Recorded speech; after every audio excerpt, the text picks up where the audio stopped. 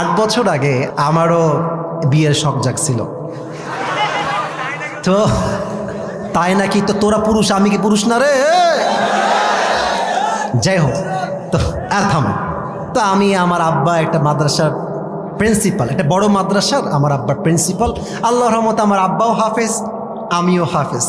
আমার আব্বাও দাওরাই হাদিস পর্যন্ত পড়েছে, আমিও পড়েছি। একই মাদ্রাসায় প্রায় 9 বছর আমরা পড়াশোনা করেছি। তো আমার আব্বা একই টাইমে বড় একটা মাদ্রাসার প্রিন্সিপাল, মুহতামিম, প্রধান।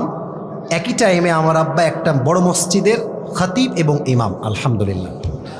তা আমার আব্বা একটু গভীর জ্ঞানের মানুষ, কথা বলে কম, কাজ করে বেশি।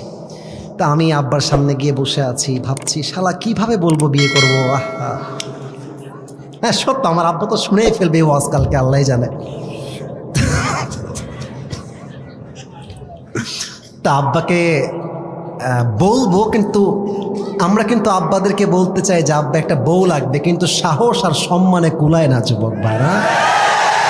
তো যাই হোক, অনেক লজ্জা টজ্জা কাটিয়ে আব্বাকে বললাম যে আব্বা, আমার মন বলছে আমার একটা বিয়ে করা দরকার। এভাবেই বলেছি যে আমার বিয়ে করা দরকার বলে আমি মনে করছি।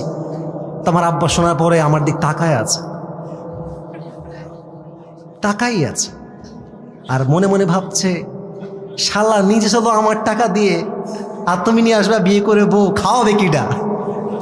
কিন্তু আব্বা রাগই মানুষ, কিন্তু রাগ কন্ট্রোল করে বসে আছে।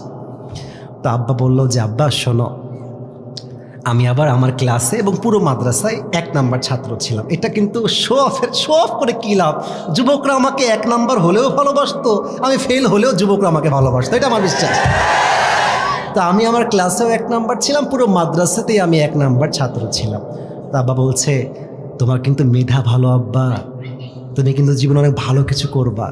তো তুমি যদি এখন বিয়ে করো, তুমি তো মেয়ে মানুষের বাহিরের রূপ দেখেছো, ভেতরের রূপটা তুমি দেখো নাই আব্বা, একটু অপেক্ষা করো।